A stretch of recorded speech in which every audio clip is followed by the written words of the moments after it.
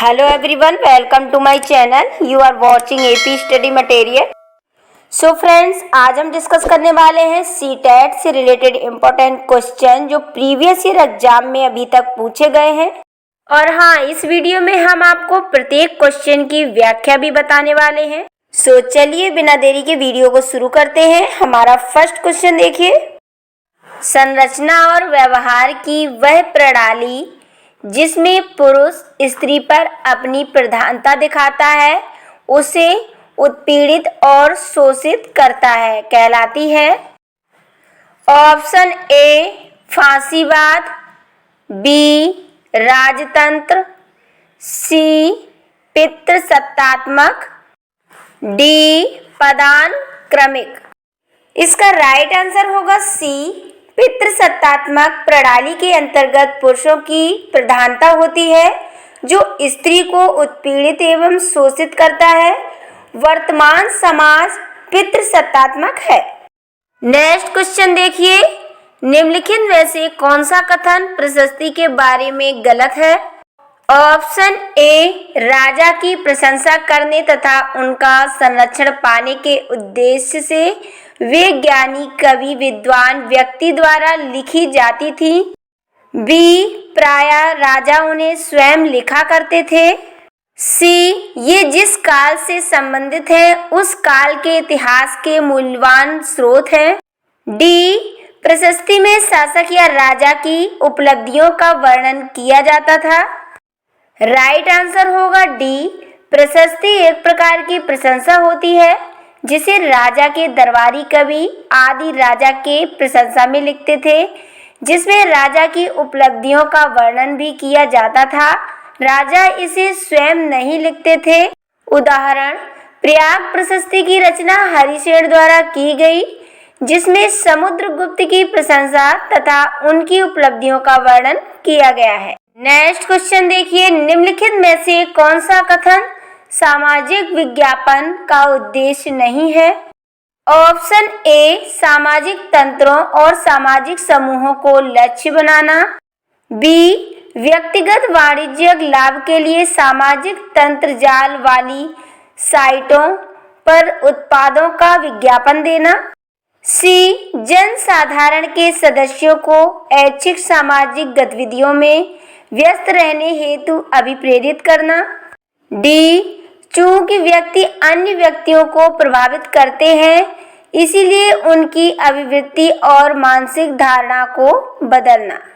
Right answer होगा B समाज में जागरूकता फैलाने तथा उन्हें शिक्षित करने के लिए जिस विज्ञापन की सहायता लेते हैं उसे सामाजिक विज्ञापन कहते हैं।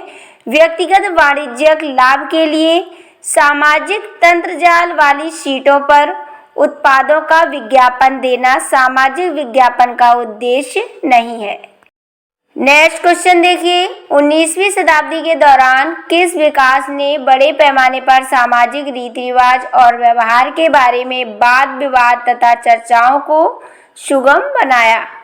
ऑप्शन ए रंगमंच, बी चलचित्र, सी रेडियो, डी पत्रिकाएं।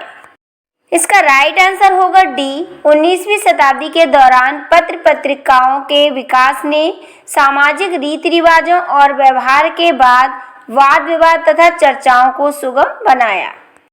नेक्स्ट क्वेश्चन देखिए, बंगाल में प्रायः उन व्यक्तियों अथवा समूहों द्वारा मंदिरों और अन्य धार्मिक भवनों का निर्माण करवाया गया जो शक्तिशाली बन रहे थे।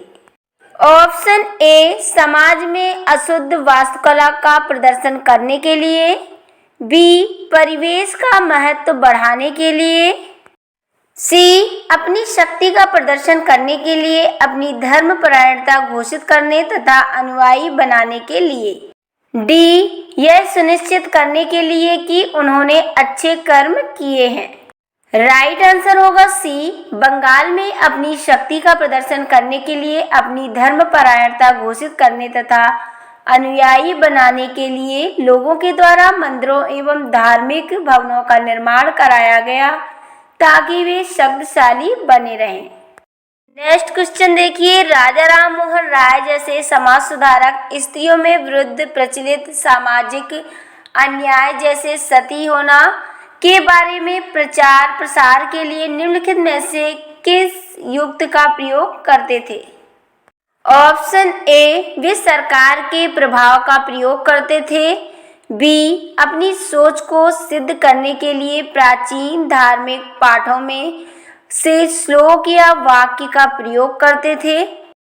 सी, वे लोकप्रिय राष्ट्रवादी नेताओं की सहायता लेते थे। डी, वे लोकप्रिय सामाजिक वातावरण की सहायता लेते थे।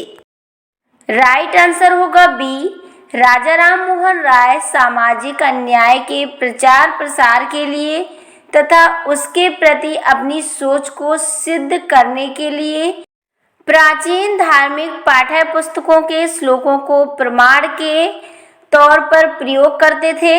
इस प्रचार प्रसार के लिए राजा राम मोहन राय ने 1828 ईस्वी में ब्रह्मा समाज की स्थापना की थी। नेक्स्ट क्वेश्चन देखिए, निम्नलिखित को मिलान कीजिए तथा सही विकल्प चुनिए। ऑप्शन ए में देखिए कृषि, बी उद्यान कृषि, सी मत्स्य पालन, डी द्राक्षा कृषि। फर्स्ट, अंगूरों की खेती। सेकंड, फसल उगाना और खेती करना। थर्ड, फूल फल और सब्जियां उगाना। फोर्थ, मछली पालना। राइट आंसर होगा ए, सूची 1 सूची 2 दोनों में देखिए। सूची 1 कृषि, फसल उगाना और खेती करना मेल होगा। उद्यान कृषि, फूल फल और सब्जियां उगाना। मत्स्य पालन, मछली पालना। द्राक्षा कृषि, अंगूर की खेती करना। नेक्स्ट क्वेश्चन देखिए, ज्यादातर महाजनपदों की मजबूत किलेबंदी थी क्योंकि ऑप्शन ए, वे उनकी समृद्धि और शक्ति को प्रदर्शित करते थे। बी, शासकों को आक्रमण का भय था और वे स्वयं की रक्षा को सुनिश्चित करना चाहते थे। सी, ये उनके समृद्धि योद्धा परंपराओं के प्रतीक थे। डी, इनके आसपास लकड़ी, ईंटों या पत्थरों की उपलब्धि थी। इसका राइट आंसर होगा बी, महाजनपदों की उत्पत्ति महत्वाकांक्षा के कारण हुई। तत्कालीन परिस्थितियों में प्रत्येक महाजनपद अपनी सेना तथा साम्राज्य का विस्तार करना चाहता था, इसलिए प्रत्येक महाजनपद अपने राज्य की रक्षा के लिए अपने महाजनपदों की मजबूत किलेबंदी करते थे। बुद्ध काल में महाजनपदों की संख्या 16 थी। नेक्स्ट क्वेश्चन, उद्योगपति उद्योग स्थापित करते थे जब ऑप्शन ए, वे अनुकूल सरकारी नीतियां पाते थे। बी, कस्बे विकसित हो सकें। सी, सरकार द्वारा उपलब्ध कराए गए प्रोत्साहन से उनका लाभ कम हो। डी, वे अपने मूल स्थान को विकसित कर सकें। इसका राइट आंसर होगा ए, सरकारी नीतियों के अनुकूल होने की स्थिति में उद्योगपति उद्योग की स्थापना करते थे। नेक्स्ट क्वेश्चन, लगभग 2900 वर्ष पूर्व आरंभिक नगर हड़प्पा और मोहनजोदाड़ो कई कारणों से समाप्ति की कगार पर आने लगे। निम्नलिखित में से कौन सा उन कारणों में से एक कारण नहीं है? ऑप्शन ए, जंगलों के विकास और बाढ़ के कारण नगर नष्ट हुए। बी, मवेशियों के बड़े बड़े झुंडों द्वारा चारागाह और घास वाले मैदानों को चराने से मृदा आवरण नष्ट हो गया। सी, नदियां सूख गई जिसके कारण नगर समाप्त हुए। डी, नगरों के बीच आपसी प्रतिद्वंद्विता और लड़ाई। राइट आंसर होगा बी, हड़प्पा सभ्यता की खुदाई से उसके पतन के कारणों का अनुमान लगाया गया तथा अलग अलग पुरातत्वविदों द्वारा अलग अलग कारणों का उल्लेख किया गया। पतन के अनेक कारण हैं। 1, बाढ़। 2, आक्रमण। 3, नदियों के मार्ग परिवर्तन से सूखा। 4, जलवायु परिवर्तन। मवेशियों के बड़े बड़े झुंडों द्वारा चारागाह और घास वाले मैदानों को चराने से मृदा आवरण का नष्ट होना हड़प्पा सभ्यता के पतन का कारण नहीं था। नेक्स्ट क्वेश्चन, ब्रिटिश शासन के अंतर्गत स्थानांतरित कृषकों को कौन सी समस्याओं का सामना करना पड़ा? ऑप्शन ए, उनके कृषि उत्पादन में गिरावट आई। बी, उनकी गतिविधि प्रतिबंधित हो गई थी। सी, बेरोजगारी। डी, शोषण।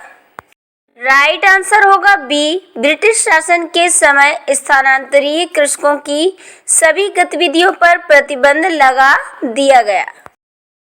नेक्स्ट क्वेश्चन, मध्यकालीन भारत में मंदिरों को केंद्र के रूप में माना जाता था। ऑप्शन ए, सांस्कृतिक गतिविधियों।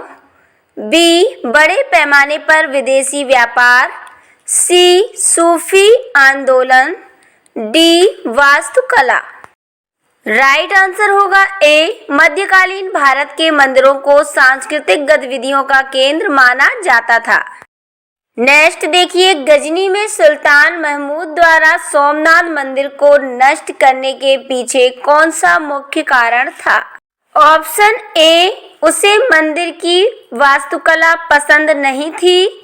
बी, उसने इस्लाम के महान नायक के रूप में श्रेय लेने की कोशिश की। सी, वह किसी अन्य उद्देश्य के लिए मंदिर का प्रयोग करना चाहता था। डी, वह वहां एक महल बनाना चाहता था। इसका राइट आंसर होगा बी, गजनी के सुल्तान महमूद गजनवी का भारत पर सबसे बड़ा आक्रमण सोमनाथ मंदिर 17वां आक्रमण पर था। इसका मुख्य उद्देश्य स्वयं को इस्लाम के महानायक के रूप में श्रेय लेना था। वह इस्लाम के प्रसार तथा धन की लालसा से भारत पर कई आक्रमण किए। नेक्स्ट क्वेश्चन, निम्नलिखित में से कौन सा कथन प्राचीन हस्तलिपि के संदर्भ में सही नहीं है? ऑप्शन ए, वे प्रायः ताड़पत्रों पर लिखी हुई थी। बी, वे जिस काल को प्रदर्शित करती हैं उस काल का मुख्य स्रोत है। सी, वे हस्तलिखित थी और उसके बाद मुद्रित की गई थी। डी, कुछ हस्तियां पत्थरिया धातु पर केड़ी गई थी। राइट आंसर होगा बी, प्राचीन हस्तलिपि किसी काल के इतिहास जानने का मुख्य स्रोत नहीं होता है। नेक्स्ट क्वेश्चन, नागरिक शास्त्र की पाठ्य पुस्तक में विषय वस्तु की नीरस और उबाऊ प्रस्तुत को शिक्षक जीवंत बना सकता है के द्वारा जीवंत बना सकता है। ऑप्शन ए, अमूर्त पक्षों पर कम महत्व देने। बी, नीरस अवधारणाओं की विस्तृत। सी, कठिन अवधारणाओं के सुदृढ़ीकरण के लिए लघु परीक्षाओं की सहायता। डी, वास्तविक जीवन के उदाहरण और हिस्सों पर वाद विवाद और चर्चा। राइट आंसर होगा डी, नागरिक शास्त्र विषय की उपाऊ तथा नीरस प्रस्तुति को शिक्षक द्वारा रोचक बनाया जा सकता है यदि शिक्षक नागरिक शास्त्र विषय को वास्तविक जीवन से जोड़कर उसका उदाहरण प्रस्तुत करे तथा इस मुद्दे पर कक्षा कक्ष में वार्तालाप वाद विवाद विधि को अपनाए। नेक्स्ट क्वेश्चन देखिए, नागरिक शास्त्र के पाठ्यक्रमों को कक्षा में संपादित करने के लिए सबसे बेहतर शिक्षा शास्त्रीय अभ्यास को निम्नलिखित में से कौन सा दर्शाता है? ऑप्शन ए, शिक्षिका हिस्सों और लघु कथाओं से जोड़ते हुए विषय को रोचक बनाती है लेकिन पाठ्य पुस्तक और व्याख्यान पद्धति में उसका दृढ़ विश्वास है। बी, शिक्षिका अत्यंत सतर्कता से पाठ योजना का पालन करती है और नोट्स बनाने के लिए अनेक संदर्भ पुस्तकों का प्रयोग करती है। सी, शिक्षिका अपने विद्यार्थियों को युवा संसद में शामिल करती है और वास्तविकता में वे क्या देखते हैं उनके साथ पाठ्यपुस्तक में दी गई विषय वस्तु का लोचनात्मक विश्लेषण करने के लिए प्रेरित करती है। राइट आंसर होगा सी, नागरिक शास्त्र के पाठ्यक्रमों को कक्षा में संपादित करने के लिए सबसे बेहतर शिक्षा शास्त्रियों द्वारा दिए गए विकल्प में यह हो सकता है कि शिक्षिका अपने विद्यार्थियों को युवा संसद में शामिल करती है और वास्तविकता में वे क्या देखते हैं उनके साथ पाठ्यपुस्तक में दी गई विषय वस्तु का आलोचनात्मक विश्लेषण करने के लिए प्रेरित करती है। नेक्स्ट क्वेश्चन, भारत में प्रभावी प्रशासनिक प्रथा विकसित करने के लिए ब्रिटिश सरकार ने निम्नलिखित में से किसे अपनाया? ऑप्शन ए सर्वेक्षण करने की प्रथा, बी भू राजस्व संग्रह करने की प्रथा, सी स्थानीय जनसंख्या का शोषण करने की प्रथा, डी सैन्य अभियान। इसका राइट आंसर होगा बी, भारत में प्रभावी प्रशासनिक प्रथा विकसित करने के लिए भू राजस्व संग्रह करने की प्रथा को अपनाया। इसके अंतर्गत स्थायी बंदोबस्त प्रणाली, रियायतवाड़ी प्रथा तथा महालवाड़ी प्रथा आते हैं। नेक्स्ट क्वेश्चन, निम्नलिखित आरेख में कौन सा तीर दक्षिण पूर्व दिशा को दर्शाता है?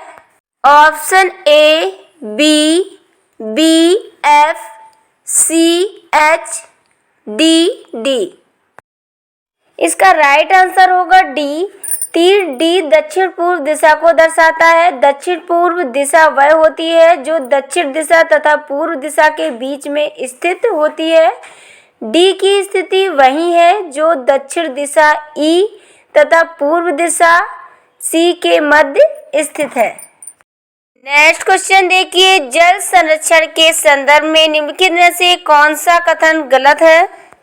ऑप्शन ए, वन अथवा वनस्पति अवधारणाओं के द्वारा भूमिगत जल के स्तर को सुधारा जा सकता है। बी, पृष्ठीय प्रवाह को नियंत्रित करना जल संरक्षण तरीकों में से एक है। सी, स्फीतकर वाष्पीकरण को प्रभावी तरीके से नियंत्रित करते हैं। डी, जल अनवीकरणीय संसाधन है। राइट आंसर होगा डी, जल एक अनवीकरणीय संसाधन है। कथन गलत है, जल एक नवीकरणीय संसाधन है। इन्हें जल संरक्षण के रूप में पुनः शुद्धिकरण के द्वारा प्रयोग कर सकते हैं। नेक्स्ट क्वेश्चन, एक मानचित्र एक ऐसे पैमाने का प्रयोग करता है जिसमें मानचित्र में 1 सेंटीमीटर धरती पर 20 मीटर के बराबर है। यदि मानचित्र पर दो स्थानों के बीच की दूरी 5 सेंटीमीटर हो तो उनके बीच की वास्तविक दूरी कितनी होगी? Option A 150 metre, B 200 metre, C 100 metre, D 20 metre. Right answer होगा सी, मानचित्र पर निर्देशित 1 सेंटीमीटर बराबर 20 मीटर। अतः मानचित्र पर 5 सेंटीमीटर की दूरी पर स्थित दो बिंदुओं के बीच की वास्तविक दूरी बराबर 20 × 5 बराबर 100 मीटर। नेक्स्ट क्वेश्चन, 19वीं शताब्दी के मध्य में ब्रिटिश इतिहासकारों ने भारत के इतिहास को 3 कालों में बांटा है: हिंदू भारत, मुस्लिम भारत और ब्रिटिश भारत। इस विभाजन का क्या आधार है? ऑप्शन ए, यह इस विचार पर आधारित है कि शासकों का धर्म एक महत्वपूर्ण ऐतिहासिक परिवर्तन था। बी, इंग्लैंड का इतिहास भी इसी रूप में लिखा गया है। सी, ब्रिटिश लोग समझते थे कि वे इतिहास के उस बिंदु सर्वाधिक ज्ञानवान थे और इसीलिए उन्होंने इस विभाजन का प्रयोग किया। डी, यह याद करने में सुविधाजनक और सरल है।